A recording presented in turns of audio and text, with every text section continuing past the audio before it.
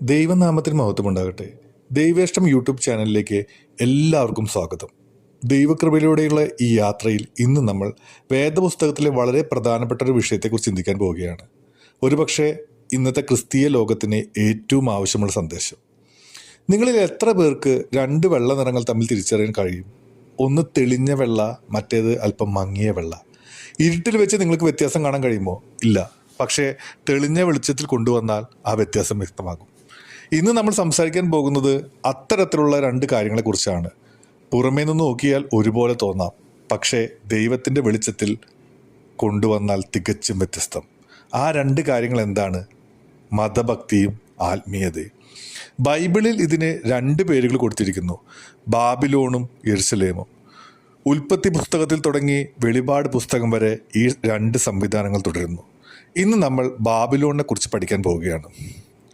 ബാബിലോണിൻ്റെ തുടക്കം. പ്രിയരെ, ഉൽപ്പത്തി 10-ാം അധ്യായത്തിൽ നാം ഒരു മനുഷ്യനെ കാണുന്നു. അവൻ്റെ പേര് നിമ്രോദ്. വചനം പറയുന്നു, കൂഷ് നിമ്രോദിനെ ജനിപ്പിച്ചു. അവൻ ഭൂമിയിൽ വീരനായി തുടങ്ങി. അവൻ യഹോവയ്ക്കെതിരെ നായാട്ട് വീരനായിരുന്നു. ഒന്ന് ശ്രദ്ധിക്കൂ, യഹോവയ്ക്കെതിരെ എന്നത് അക്ഷരാർത്ഥ പരിഭാഷയാണ്. നിമ്രോദ് ഒരു നിരീശ്വരവാദിയായിരുന്നില്ല. അവൻ ദൈവത്തെ നിഷേധിച്ചില്ല, പക്ഷേ ദൈവത്തിനെതിരെ നിന്നു. എങ്ങനെ? അവൻ ജനങ്ങളോട് പറഞ്ഞു, ഞാൻ നിങ്ങളെ ദൈവത്തിങ്കിലേക്ക് നയിക്കാം. അതുകൊണ്ടാണ് അവൻ തൻ്റെ പട്ടണത്തിന് ബാബേൽ എന്ന് പേരിട്ടത്. ബാബേൽ എന്നാൽ എന്താണ് അർത്ഥം? ദൈവത്തിൻ്റെ കവാടം. നിമ്രോദ് പറഞ്ഞു, ഞാനാണ് നിങ്ങളെ ദൈവത്തിങ്കിലേക്ക് കൊണ്ടുപോകുന്നത്. പക്ഷേ യേശു പറഞ്ഞു, ഞാനാണ് വാതിൽ. ഇവിടെയാണ് പ്രശ്നം. നിമ്രോദ് മതനേതാവായിരുന്നു, പക്ഷേ ദൈവത്തിൻ്റെ മനുഷ്യനായിരുന്നില്ല. അവസാന കാലത്ത് വരാനിരിക്കുന്ന എതിർ ക്രിസ്തുവിൻ്റെ ഒരു മാതൃകയാണ് നിമ്രോദ്. വേദപുസ്തകം പറയുന്നു, നിമ്രോദ് ഒരു നായാട്ട് വീരനായിരുന്നു എന്ന്. ആ കാലത്ത് വന്യമൃഗങ്ങൾ ആളുകളെ കൊന്നിരുന്നു. നിമ്രോദ് ഈ മൃഗങ്ങളെ വേട്ടയാടി ജനങ്ങളെ രക്ഷിച്ചു. ജനങ്ങൾ അവനെ നായകനായി കണ്ടു. അവൻ ലോക നേതാവായി. അങ്ങനെ തന്നെ അവസാന കാലത്ത് എതിർ ക്രിസ്തുവും വരും. അവൻ ലോകത്തെ രക്ഷിക്കും, അത്ഭുതങ്ങൾ ചെയ്യും, ജനങ്ങൾ അവനെ ആരാധിക്കും. പക്ഷേ അവൻ യഥാർത്ഥത്തിൽ ദൈവത്തിനെതിരായിരിക്കും. നമ്മൾ ശ്രദ്ധിക്കണം, ഇന്നും എത്രയോ പേർ നിമ്രോദിൻ്റെ വഴി നടക്കുന്നു. പുറമേ മതഭക്തി, ഉള്ളിൽ ദൈവത്തിനെതിരായ ആത്മാവ്. ഇപ്പോൾ നമുക്ക് 11-ാം അധ്യായത്തിലേക്ക് പോകാം. അവിടെ നാം വായിക്കുന്നു, അവർ പറഞ്ഞു, വരുവിൻ, നമുക്കൊരു പട്ടണവും ആകാശത്തോളം എത്തുന്ന ഒരു ഗോപുരവും പണിയാം, നമുക്കൊരു പേരുണ്ടാക്കാം. അവർ ദൈവത്തോട് ചോദിച്ചില്ല, പ്രാർത്ഥിച്ചില്ല, ദൈവത്തിൻ്റെ ഇഷ്ടം അന്വേഷിച്ചില്ല. അവർ പറഞ്ഞു, നമുക്ക് പണിയാം. മനുഷ്യൻ്റെ ബുദ്ധി, മനുഷ്യൻ്റെ പദ്ധതി, മനുഷ്യൻ്റെ ശക്തി. ഇന്ന് എത്ര ക്രിസ്തീയ പ്രവർത്തനങ്ങൾ ഇതേ രീതിയിലാണ് നടക്കുന്നത്. കമ്മിറ്റി മീറ്റിംഗ് വിളിക്കുന്നു, പ്ലാൻസ് ഉണ്ടാക്കുന്നു, ബഡ്ജറ്റ് തയ്യാറാക്കുന്നു. പക്ഷെ ദൈവത്തോട് ചോദിക്കുന്നില്ല, കർത്താവെ, അങ്ങയുടെ ഇഷ്ടം എന്താണെന്ന്. പ്രിയരെ, ഇത് ബാബിലോണാണ്. യേശു എന്താണ് പറഞ്ഞത്? പിതാവ് ചെയ്യുന്നത് ഞാൻ ചെയ്യുന്നു. അപ്പോസ്തലന്മാർ എന്താണ് ചെയ്തത്? അവർ കാത്തിരുന്നു, പ്രാർത്ഥിച്ചു, പരിശുദ്ധാത്മാവ് നയിച്ചു, അപ്പോൾ മാത്രം പ്രവർത്തിച്ചു. പക്ഷെ ബാബിലോണിന് ഇതൊന്നും വേണ്ട. അവർക്ക് മനുഷ്യബുദ്ധി മതി. എന്തിനാണ് അവർ ഇത്ര ഉയരത്തിൽ പണിയാൻ ആഗ്രഹിച്ചത്? അവർ കരുതി, നമ്മുടെ പ്രയത്നത്താൽ, നമ്മുടെ കഴിവ് കൊണ്ട് സ്വർഗത്തിലെത്താം. പ്രിയരെ, ഇതാണ് എല്ലാ വ്യാജമതങ്ങളുടെയും അടിസ്ഥാന തത്വം. നല്ല കാര്യങ്ങൾ ചെയ്താൽ സ്വർഗത്തിൽ പോകാം, പ്രവൃത്തികളാൽ രക്ഷ നേടാം, കഷ്ടപ്പാടുകൾ സഹിച്ചാൽ പുണ്യം കിട്ടും. പക്ഷേ വേദപുസ്തകം വ്യക്തമായി പറയുന്നു, എഫേസ്യർ 2-ാം അധ്യായം 8-ന്റെയും 9-ന്റെയും വാക്യത്തിൽ പറയുന്നു, കൃപയാൽ വിശ്വാസത്താൽ നിങ്ങൾ രക്ഷിക്കപ്പെട്ടിരിക്കുന്നു. അത് നിങ്ങളിൽ നിന്നല്ല, ദൈവത്തിൻ്റെ ദാനം, പ്രവൃത്തികളാലല്ല. സ്വർഗത്തിലേക്കുള്ള വഴി യേശു ക്രിസ്തു മാത്രം. യോഹന്നാൻ 14:6 പറയുന്നു, ഞാനാണ് വഴി, സത്യം, ജീവൻ. എന്നിലൂടെ അല്ലാതെ ആരും പിതാവിൻ്റെ അടുക്കൽ വരുന്നില്ല. ഇവിടെയാണ് ബാബിലോണിൻ്റെ യഥാർത്ഥ മുഖം വെളിപ്പെടുന്നത്. ഇവിടെ നിന്ന് ആയിരക്കണക്കിന് വർഷങ്ങൾക്ക് ശേഷം ഈ ബാബിലോണിന് രാജാവായ നെബൂഖദ്നേസർ തൻ്റെ കൊട്ടാരത്തിൽ നിന്നുകൊണ്ട് പട്ടണത്തെ നോക്കി പറഞ്ഞു, എൻ്റെ ശക്തിയുടെ പ്രഭാവത്താൽ, എൻ്റെ മഹത്വത്തിനായി ഞാൻ തന്നെ നിർമ്മിച്ച മഹത്തായ ബാബിലോണല്ലയോ ഇത്? ഞാൻ, എൻ്റെ, എനിക്ക്. ഇതാണ് ബാബിലോണിൻ്റെ ഭാഷ. ഇന്ന് എത്ര പ്രസംഗകർ, എത്ര ക്രിസ്തീയ നേതാക്കൾ ഇതേ ഭാഷയിൽ സംസാരിക്കുന്നു. എൻ്റെ മിനിസ്ട്രി, ഞാൻ ചെയ്ത വേല, എൻ്റെ സഭ, ഞാൻ പണിത ആലയം. പക്ഷെ പൗലോസ് എന്തു പറഞ്ഞു? ഞാൻ നട്ടു, അപ്പൊല്ലോസ് നനച്ചു, എന്നാൽ ദൈവം വളർത്തി. അതുകൊണ്ട് നടുന്നവനും നനയ്ക്കുന്നവനും ഒന്നുമല്ല, വളർത്തുന്ന ദൈവം തന്നെ. മഹത്വം ദൈവത്തിന് മാത്രം. വെളിപാട് പുസ്തകം നോക്കിയാൽ നമുക്ക് മനസ്സിലാകും, ബാബിലോൺ 2 കാര്യങ്ങളാണ്. ഒന്ന്, ഒരു മത സംവിധാനം. 2, ഒരു സാമ്പത്തിക സംവിധാനം. മതവും പണവും ഒരുമിച്ച് ചേരുമ്പോൾ അതാണ് ബാബിലോൺ. ലൂക്കോസ് 16:13 പറയുന്നു, ഒരു ദാസനും 2 യജമാനന്മാരെ സേവിക്കാൻ കഴിയില്ല. നിങ്ങൾക്ക് ദൈവത്തെയും പണത്തെയും ഒരുപോലെ സേവിക്കാൻ കഴിയില്ല. യേശു പറഞ്ഞു കഴിയില്ല എന്ന്. അസാധ്യം, ഇമ്പോസിബിൾ. എത്ര വിശ്വാസികൾ ഇത് വിശ്വസിക്കുന്നു? എത്ര പ്രസംഗകർ ഇതനുസരിക്കുന്നു? പലരും കരുതുന്നു രണ്ടും ഒരുമിച്ച് സാധിക്കും. ഞാൻ ദൈവത്തെയും സേവിക്കാം, പണവും സമ്പാദിക്കാം. പ്രിയരെ, ഇത് സാത്താൻ്റെ നുണയാണ്. നമുക്ക് ചുറ്റും എന്താണ് നമ്മൾ കാണുന്നത്? ദരിദ്രരായ ആളുകൾ തങ്ങളുടെ കഷ്ടപ്പാടുകൾക്കിടയിൽ നിന്ന് പണം കൊടുക്കുന്നു. അത് ദൈവവേലയ്ക്ക് വേണ്ടിയാണെന്ന് വിശ്വസിച്ച്. പക്ഷെ ആ പണം കൊണ്ട് ചില പ്രസംഗകർ ആഡംബര കാറുകൾ വാങ്ങുന്നു, വലിയ വീടുകൾ പണിയുന്നു, സിനിമാ താരങ്ങളെ പോലെ ജീവിക്കുന്നു, വിദേശ യാത്രകൾ ചെയ്യുന്നു, 5 സ്റ്റാർ ഹോട്ടലിൽ താമസിക്കുന്നു. യേശുവിനെ പോലെയാണോ അവർ ജീവിക്കുന്നത്? മത്തായി 8:20 യേശു പറഞ്ഞു, കുറുക്കന്മാർക്ക് കുഴികളും ആകാശത്തിലെ പക്ഷികൾക്ക് കൂടുകളുമുണ്ട്, എന്നാൽ മനുഷ്യപുത്രനെ തലചായ്ക്കാൻ ഇടമില്ല. അപ്പോസ്തലന്മാരെ പോലെയാണോ അവർ ജീവിക്കുന്നത്? അപ്പോസ്തല പ്രവർത്തികൾ 20:34 പൗലോസ് പറഞ്ഞു, എനിക്കും എന്നോട് കൂടെയുള്ളവർക്കും ആവശ്യമായത് ഈ കൈകൾ തന്നെ വേല ചെയ്തു. പൗലോസ് സ്വന്തം കൈ കൊണ്ട് വേല ചെയ്തു, തൻ്റെ ആവശ്യങ്ങൾക്കും മിനിസ്ട്രിക്കും. ഇതാണ് യെരുശലേമിൻ്റെ രീതി. പക്ഷെ ബാബിലോൺ വ്യത്യസ്തമാണ്. അവിടെ പണം വേണം, പ്രശസ്തി വേണം, അധികാരം വേണം, മനുഷ്യരുടെ മാനം വേണം. സഹോദരരെ, ഇത് ദൈവത്തിൽ നിന്നുള്ളതല്ല. യേശു നമുക്ക് വ്യക്തമായൊരു മാനദണ്ഡം തന്നിട്ടുണ്ട്. മത്തായി 7:14 പറയുന്നു, അവരുടെ ഫലം കൊണ്ട് അവരെ തിരിച്ചറിയാം. ഫലങ്ങൾ, റിസൾട്ട്, ഔട്ട്കംസ് നമുക്ക് പരിശോധിക്കാം. ഗലാത്യർ 5:22-23 പറയുന്നു, സ്നേഹം, സന്തോഷം, സമാധാനം, ദീർഘക്ഷമ, ദയ, നന്മ, വിശ്വസ്തത, സൗമ്യത, ആത്മനിയന്ത്രണം. പരിശുദ്ധാത്മാവിൻ്റെ യഥാർത്ഥ ഫലം. ഇവിടെ പണം പറഞ്ഞിട്ടുണ്ടോ? പ്രശസ്തി പറഞ്ഞിട്ടുണ്ടോ? അധികാരം പറഞ്ഞിട്ടുണ്ടോ? ഇല്ല. പക്ഷെ എന്താണ് നാം കാണുന്നത്? പണസ്നേഹം, സ്ഥാനാഭിലാഷം, മനുഷ്യമഹത്വം അന്വേഷിക്കൽ, അഹങ്കാരം, ആഡംബര ജീവിതം, കപടഭക്തി. സഹോദരരെ, ഇത് പരിശുദ്ധാത്മാവിൽ നിന്നുള്ളതാ അല്ല, ഇത് മറ്റൊരാത്മാവിൽ നിന്നുള്ളതാണ്. ഓർക്കുന്നുണ്ടോ ഏദനിൽ സർപ്പം ഹവ്വയോട് എന്താണ് പറഞ്ഞതെന്ന്? ഉൽപ്പത്തി 3:5 പറഞ്ഞു, നിങ്ങൾക്ക് ദൈവത്തെ പോലെ ആകാം. സാത്താൻ വാഗ്ദാനം ചെയ്തത് ജ്ഞാനം, അധികാരം, ശക്തി, മഹത്വം. എന്നാൽ യേശു എന്താണ് വാഗ്ദാനം ചെയ്യുന്നത്?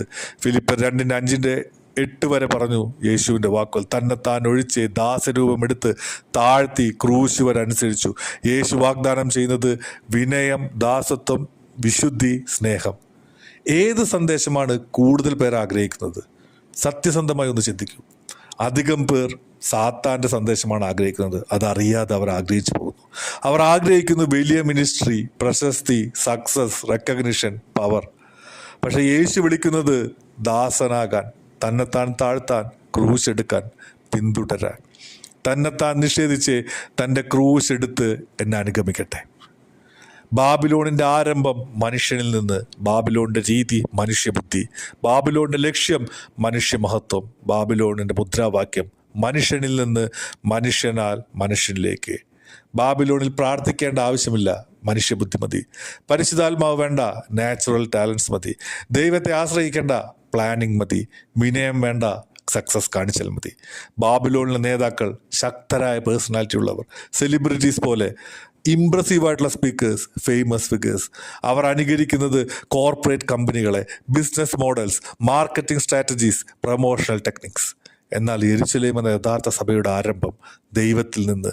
യെരുശലേമിൻ്റെ രീതി പരിശുദ്ധാത്മാവ്, യെരുശലേമിൻ്റെ ലക്ഷ്യം ദൈവമഹത്വം, യെരുശലേമിൻ്റെ മുദ്രാവാക്യം ദൈവത്തിൽ നിന്ന് ദൈവത്താൽ ദൈവത്തിലേക്ക്. റോമർ 11:36 പറയുന്ന പോലെ എല്ലാം ദൈവത്തിൽ നിന്ന് ദൈവത്താൽ ദൈവത്തിലേക്കാകുന്നു, അവിടത്തേക്ക് എന്നേക്ക് മഹത്വം. യെരുശലേമിൽ നിസ്സഹായതയോടെ പ്രാർത്ഥിക്കുന്നു, പരിശുദ്ധാത്മാവിനെ ആശ്രയിക്കുന്നു, ദൈവത്തിനായി കാത്തിരിക്കുന്നു, വിനയത്തോടെ സേവിക്കുന്നു. യെരുശലേമിലെ നേതാക്കൾ വിനയമുള്ളവർ, ദാസന്മാർ, മറ്റുള്ളവരുടെ കാൽ കഴുകുന്നവർ, അൺറെക്കഗ്നൈസ് ഹംബിൾ സർവൻസ്. അവർ അനുകരിക്കുന്നത് യേശുവിനെ, അപ്പോസ്തലന്മാരെ, ബൈബിൾ തത്വങ്ങളെ, ആദിമ സഭയെ. സഹോദരെ, ബാബേൽ ഗോപുരം പണിയുമ്പോൾ എന്ത് സംഭവിച്ചു? വചനം പറയുന്നു, മനുഷ്യർ പണിത പട്ടണവും ഗോപുരവും കാണാൻ യഹോവ ഇറങ്ങി വന്നു. ദൈവം ഇറങ്ങി വന്നു. എന്തിന്? ദൈവം നോക്കിയത് ഗോപുരത്തിൻ്റെ വലിപ്പമായിരുന്നില്ല, എത്ര ഉയരമുണ്ട്, എത്ര വലുതാണ്, എത്ര ഇംപ്രസീവാണ്, അല്ല. ദൈവം പരിശോധിച്ചത് ആരുടെ മഹത്വത്തിനാണ് പണിതത്, എന്ത് മനോഭാവത്തോടെയാണ് പണിതത്, എൻ്റെ ഇഷ്ടപ്രകാരമോ? പ്രിയരെ, ഇന്നും ദൈവം ഇറങ്ങി വന്ന് നോക്കുന്നു. നിങ്ങളുടെ ആലയം, മിനിസ്ട്രി, സർവീസ്, ലൈഫ്, ഭക്തി എല്ലാം ദൈവം എക്സാമിൻ ചെയ്യുന്നു. നെബൂഖദ്നേസർ എന്ന രാജാവിനെ കുറിച്ച് നമ്മൾ നേരത്തെ പറഞ്ഞു. അവൻ തൻ്റെ കൊട്ടാരത്തിൽ നിന്ന് പട്ടണത്തെ നോക്കി പറഞ്ഞു, എൻ്റെ മഹത്വത്തിനായി ഞാൻ പണിത ബാബിലോൺ. ഉടനെ എന്ത് സംഭവിച്ചു?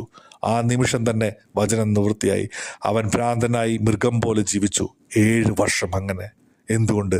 കാരണം അവൻ തൻ്റെ മഹത്വത്തിനായി പണിതു. സഹോദരരെ, ഇത് ഗൗരവമുള്ള കാര്യമാണ്.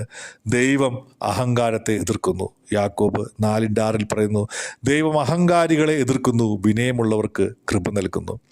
വെളിപാട് പുസ്തകത്തിൽ സ്വർഗത്തിൽ നിന്നുള്ള ഒരു വചനമുണ്ട്, നിങ്ങൾ ബാബിലോണിൽ നിന്ന് പുറത്തേക്ക് വരുവിൻ. വെളിപാട് പുസ്തകത്തിൽ പറയുന്ന ആ വചനം, നിങ്ങൾ എൻ്റെ ജനമേ അവളിൽ നിന്ന് പുറത്തു വരുവിൻ, അവളുടെ പാപങ്ങളിൽ പങ്കാളികളാകാതിരിക്കാനും അവളുടെ ബാധകൾ നിങ്ങൾ കിട്ടാതിരിക്കാനും ദൈവം വിളിക്കുന്നു, എൻ്റെ ജനമേ. അതിനർത്ഥം ബാബിലോണിൽ വിശ്വാസികളുണ്ട് എന്നാണ്. അറിയാതെ അവർ കരുതുന്നു ഞാൻ ദൈവത്തെ സ്നേഹിക്കുന്നു. പക്ഷെ ദൈവം പറയുന്നു, നീ ബാബിലോണിലാണ്, പുറത്തു വരിക. പ്രിയ, സത്യസന്ധമായി സ്വയം ചോദിക്കൂ, എൻ്റെ മിനിസ്ട്രി എനിക്ക് സമ്പത്ത് തരുന്നുണ്ടോ? ദൈവവേല ചെയ്യുന്നത് ഇംഗത്തിന് വേണ്ടിയാണോ? ദരിദ്രരിൽ നിന്ന് എടുത്ത് ആഡംബരമായി ജീവിക്കുന്നുണ്ടോ? യേശുവിനെ പോലെയോ പൗലോസിനെ പോലെയോ ജീവിക്കുന്നുണ്ടോ? എനിക്ക് പേരുണ്ടാകണമെന്ന് ആഗ്രഹമുണ്ടോ? മനുഷ്യരുടെ മാനം അന്വേഷിക്കുന്നുണ്ടോ? ടൈറ്റിൽ, പൊസിഷൻ ഇഷ്ടപ്പെടുന്നുണ്ടോ? റവറൻ, ഡോക്ടർ, ബിഷപ്പ് തുടങ്ങിയ സ്ഥാനപ്പേരുകൾ ആഗ്രഹിക്കുന്നുണ്ടോ? ലോകത്തിൻ്റെ ബിസിനസ് മെത്തേഡ് ഞാൻ അനുകരിക്കുന്നുണ്ടോ? മനുഷ്യബുദ്ധിയിൽ ആശ്രയിക്കുന്നുണ്ടോ? ദൈവത്തെ കാത്തിരിക്കാതെ പദ്ധതികൾ ഉണ്ടാക്കുന്നുണ്ടോ? പരിശുദ്ധാത്മാവിനെ ഡിപ്പെൻഡ് ചെയ്യുന്നുണ്ടോ? എൻ്റെ മഹത്വമോ ദൈവത്തിൻ്റെ മഹത്വമോ? ഞാൻ പണിതതോ ദൈവം പണിതതോ?